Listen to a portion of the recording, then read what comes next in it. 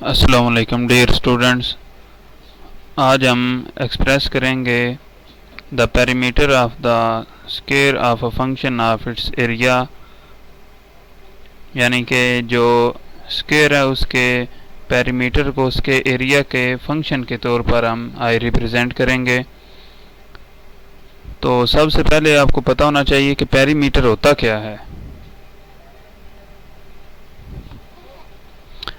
Perimeter को उर्दू में हम अहाता कहते हैं और ये जो बाउंड्री लाइन होती है इन सब का मजमुआ होता है। मैं लेट कर लेता हूँ कि मेरे पास ये जो स्क्वायर है इसकी हर साइड x के बराबर है, ये भी x होगी, इसी तरह ये भी साइड x होगी और ये भी साइड x होगी। तो पेरीमीटर फाइंड करने के लिए मैं क्या फार्मूला लगाऊंगा कि मैं इन चारों को आपस में ऐड कर दूंगा। तो P क्या बन जाएगा, P is equal to x plus X plus X plus X. तो P आ जाएगा 4x। सिमिलरली आपने इसका एरिया भी फाइंड कर लेना है। एरिया का फार्मूला होता है length into length is equal to x square. ये जो एरिया का फार्मूला मैं बता रहा हूँ ये है सिर्फ स्क्वायर के लिए। तो आपने यहाँ पे वो लिख लेना है एक्स स्क्वायर। तो इसी तरह यहाँ पे फिर आ जाएगा a is equal to x square. अब मैंने फंक्शन के तौर पर इसको रिप्रेजेंट करना है, तो this implies that x will be equal to square root of a। So अब मैं क्या करूँगा कि ये जो इक्वेशन है इस इक्वेशन में मैं ये वैल्यू पुट कर दूंगा, ये वाली x की। जब ये वैल्यू मैं x की पुट करूँगा तो मेरे पास आ जाएगा P इज इक्वल टू 4। अब ये जो वैल्यू है ये मैं यहाँ पे पुट कर दूंगा x की, तो ये बन जाएगा P is equal to 4 into square root a। तो इस तरह हम किसी भी चीज़ को रिप्रेजेंट कर सकते हैं। इससे नेक्स्ट टॉपिक जो है वो डोमेन और रेंज के मुतल्लिक है। बेसिकली डोमेन मैं आपको फिर एक बार रिवाइंड करवा देता हूँ कि जो डोमेन होती है वो असल में जो हम इनपुट देते हैं उसे कहते हैं, और ऐसी इनपुट जिस पर कोई फंक्शन डिफाइन हो जाए। अगर वो डिफाइन ना हो रहा हो तो फिर हम कहेंगे कि ये उसकी इनपुट में शामिल नहीं है, और जो हमें आउटपुट हासिल होती है उसको हम कहते हैं कि वो उसकी रेंज है। अब होता इस तरह है कि जो फंक्शंस होते हैं वो मुख्तलिफ इकसाम के होते हैं। फॉर एग्ज़ाम्पल ये लीनियर फॉर्म में हो सकता है फंक्शन 2x माइनस 5। इसके अलावा इस फॉर्म में भी ये हो सकता है f of x is equal to x minus 3 absolute value की फॉर्म में। इसके अलावा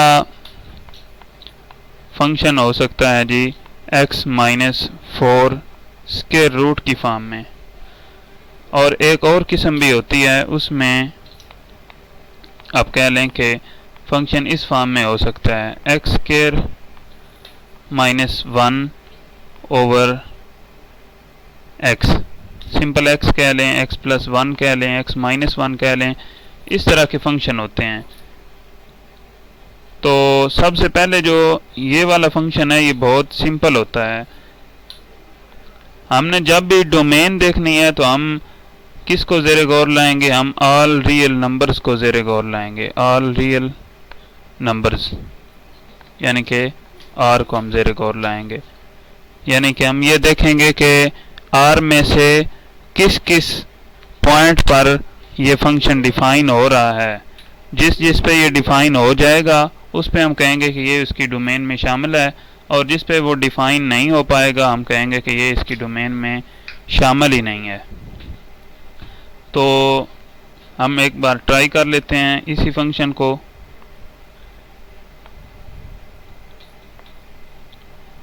f of x is equal to 2x minus 5। अब ऐसा कोई भी नंबर नहीं है जो मैं यहाँ पे पुट ना करूँ और मुझे एक कोई ना कोई वैल्यू ना मिल जाए। ऐसा कोई भी नंबर यहाँ पे नहीं है जो मैं इसमें पुट ना कर सकता हूँ, यानी कि पुट करूँ और मेरे पास आंसर अनडिफाइंड आ जाए, ऐसा कोई भी नंबर नहीं है। तो इसलिए मैं कहूँगा कि जो इसकी डोमेन है, डोमेन जो इसकी है उसको हम रिप्रेजेंट वैसे करते हैं डी डोमेन के लिए, और ये जो f है, ये वाला f, ये हम उस फंक्शन को डिनोट करने के लिए लिखते हैं साथ, यानी कि डोमेन ऑफ f ये भी ऑल रियल नंबर्स होगी, क्योंकि ऐसा कोई भी नंबर हमें नहीं मिला जिस पर ये अनडिफाइंड हो जाए, तो हम कहेंगे कि ये ऑल रियल नंबर्स इसकी डोमेन में शामिल हैं। इसी तरह रेंज की बात करते हैं, तो हमने देखा है कि रेंज उसको कहते हैं जो हमें आंसर के तौर पर मिलता है, जो हमें आउटपुट मिलती है। तो जो आउटपुट होती है उसको हम रेंज कहते हैं। हमारे पास जो रेंज आएगी वो तमाम रियल नंबर्स होंगे, क्योंकि ऐसा कोई भी हिस्सा हमारे पास नहीं है जो हम इससे ना हासिल कर सकें, जवाब हमारा ना आ सके, ऐसा कोई भी हिस्सा नहीं है। तो इसलिए हम रेंज इसको कहेंगे कि ये इसकी सारे ऑल रियल नंबर्स हैं। इस r को मैं ऐसे भी लिख सकता हूँ minus infinity two plus infinity, ये तरीका भी ठीक है, एक ही बात है, जिस तरह आप मर्जी है लिख लें। आप दूसरे फंक्शन की बात करते हैं।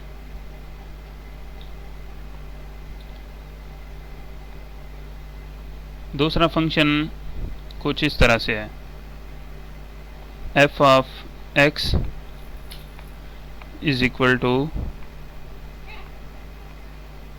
x स्क्वायर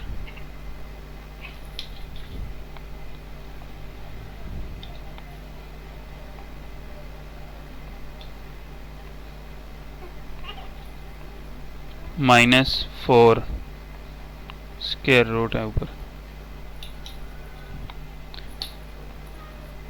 तो अब हमने इसकी डोमेन और रेंज बतानी है। डोमेन हम वो नंबर बताएंगे जिन पर ये फंक्शन डिफाइन हो रहा हो। अब हम जानते हैं कि अगर स्क्वायर रूट के अंदर माइनस आ जाए, -3 आ जाए, इसे हम वैसे तो कहते हैं कि ये इमेजिनरी नंबर बन गया 3 आयोटा, लेकिन हकीकत में आयोटा कोई नंबर नहीं है, इसको हमने फर्जी रखा हुआ है इमेजिन करने के लिए, इसका नाम ही इमेजिनरी इसलिए रखा गया है।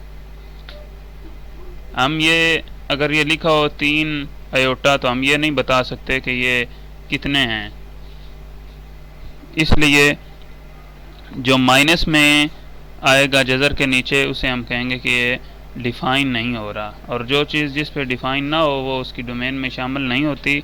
तो इसका मतलब है कि हमने हर सूरत में x स्क्वायर -4 को ग्रेटर आर इक्वल टू 0 रखना है, यानी x square must be greater than or equal to 4। या दूसरे लफ्ज़ों में इसको कह सकता हूँ कि जो इसकी एब्सोल्यूट वैल्यू है वो 2 से ग्रेटर हो या उसके इक्वल हो। अब हम एब्सोल्यूट वैल्यू को या तो इस तरह लिखते हैं x should be greater than or equal to 2 और -x must be greater than or equal to 2. These are the two possibilities. So rearranging these steps we get x must be greater than or equal to 2 or x should be less than or equal to -2. अब इसे में क्या नज़र आ रहा है कि ये जो इंटरवल है ना -2 to 2 ये इसमें शामिल नहीं है, इसकी डोमेन में शामिल नहीं है, तो मैं लिख दूंगा r minus minus two minus two, ये इसकी डोमेन है डी एफ, ये इसकी डोमेन है। इस तरह से आपने इसकी डोमेन फाइंड कर लेनी है। अब इसकी रेंज की बात करते हैं। फंक्शन मैं दोबारा लिख रहा हूँ, f of x is equal to square root of x square minus 4। तो अब देखें, जब हमने ऐसे नंबर इग्नोर कर दिए हैं जिनमें नेगेटिव नंबर नहीं आना चाहिए, देयर मस्ट बी पॉजिटिव और greater than 0 numbers. 0 may be added in this. So x square minus 4 ये या तो 0 आना चाहिए या फिर ये 0 से ग्रेटर आना चाहिए। हमने ये असल लॉजिक रखी थी इसमें। तो यहाँ पे जो हमारे पास दो नंबर्स आ रहे हैं प्लस माइनस 2 इस इंटरवल में से, जो मैंने अभी डिफाइन इसकी डोमेन में से किया है, तो मैं चेक करता हूँ उसको पुट करके कि एफ ऑफ 2 क्या आंसर आता है। तो जब मैं ये पुट करूँगा तो ये बनेगा 2 square minus 4 which is equal to 0। Similarly जब मैं पुट करूँगा एफ ऑफ माइनस 2, तो ये भी मेरे पास आएगा minus 2 square minus 4 square root is equal to 0। तो ये दोनों कंडीशंस में मेरे पास 0 आंसर आया है, यानी कि जो मिनिमम आंसर आ रहा है मेरे पास 0 है। इसका मतलब है कि जो इसकी रेंज होगी आर एफ होगा वो क्या होगा, वो 0 से बड़ा होगा नंबर, यानी दूसरे लफ्ज़ों में मैं कहूँगा 0 से लेके इन्फिनिटी तक होगा। अब ये दो चीज़ें और भी हैं कि इधर मैंने जो है स्मॉल ब्रैकेट लगाई है, इस तरफ मैंने दूसरी ब्रैकेट लगा दी है स्क्वायर वाली। असल लॉजिक इसकी ये है कि ये जो ब्रैकेट होती है ये ज़ाहिर करती है कि इसके साथ जो अटैच नंबर है वो उसकी डोमेन या रेंज में शामिल नहीं है। और अगर ये वाली फॉर्म आ जाए, ये वाली, तो फिर हम कहते हैं, यानी कि स्क्वायर वाली ब्रैकेट आ जाए, तो फिर हम कहते हैं कि वो नंबर उसकी डोमेन या रेंज में शामिल होता है। असल लॉजिक ये होती है जिस वजह से हम इनको रखते हैं। और इन्फिनिटी कोई मखसूस नंबर नहीं होता, इसलिए हम उसको साथ शामिल नहीं करते।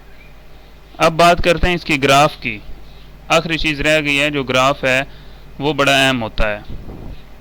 हमारे पास है f of x is equal to 2x minus 1।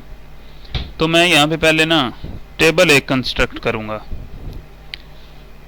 Table construct करने के लिए मेरे पास हम वैल्यूज़ होनी चाहिए।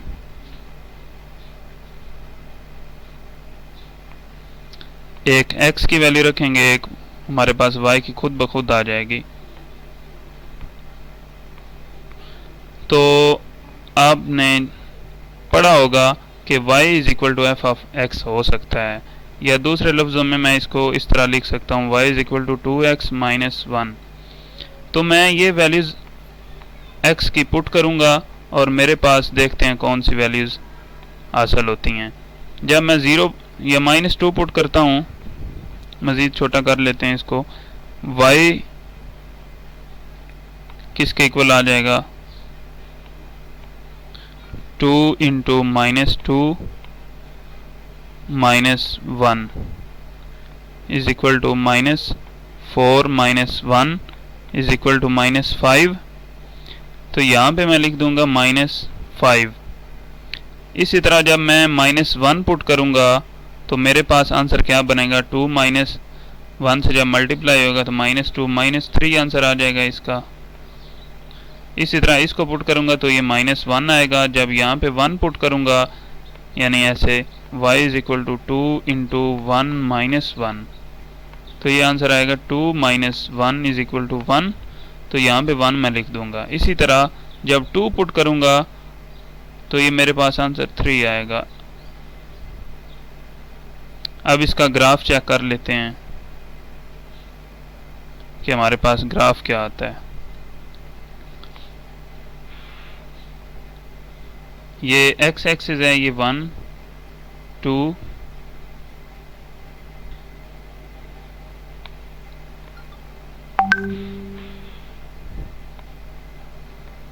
1 2 3 4 5 -1 -2 -3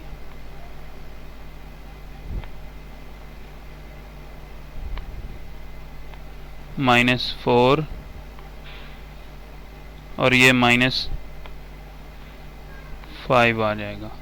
इसी तरह इधर भी -1 -2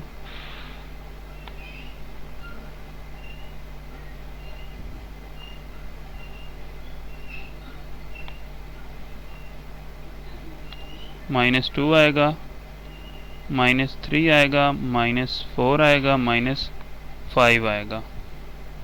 इसी तरह इधर 1 2 3 4 और ये 5 आ जाएंगे। अब यहाँ से आपने ग्राफ को कंस्ट्रक्ट कर लेना है। -2 -5 यानी कि दोनों नेगेटिव नंबर आ रहे हैं। -2x का ये आ रहा है, ये वाला नंबर, और -5 आ रहा है ये। तो इनका इंटरसेक्शन देख लें कहाँ पे होता है, ये यहाँ पे हो जाएगा इस नुक्ते पे। अब -1 -3 है, ये माइनस है हमारे पास -3, तो यहाँ पे एक और मैं इनको भी इंटरसेक्ट कर लूँगा तो ये मेरे पास पॉइंट बन जाएगा ये वाला। इसी तरह 0 -1 को 1 1 यानी कि ये पॉइंट आ गया, और 2 3 2x का है और 3y का है, तो ये मेरे पास बनेगा यहाँ पे पॉइंट। तो इसको मैं मिला रहा हूँ, ये मेरे पास इन नुक्तों में से मैंने गुजारना है, तो ये मेरे पास पॉइंट है, ये ग्राफ इसका बन गया है। अब एक बात रह गई है कि ये मैंने ड्रा कैसे किया था। फ़र्ज़ किया यहाँ पे 2 है और यहाँ पे 3 है, मैं ड्रा करना चाहता हूँ 2 3, तो मैं यहाँ से कुछ पॉइंट्स आगे ले जाऊँगा, इधर से भी ले जाऊँगा नहीं ऊपर, तो यहाँ पे जब इंटरसेक्शन होगी इनकी, तो इस पॉइंट को मैं वो मिलाने के लिए रखूँगा। अगर आपको मज़ीद समझ ना आ रही हो तो आप पूछ सकते हैं। जो नेक्स्ट टाइप के क्वेश्चन रह गए हैं वो इंशाल्लाह मैं नेक्स्ट लेक्चर में दे दूँगा। तब तक के लिए अल्लाह हाफिज़।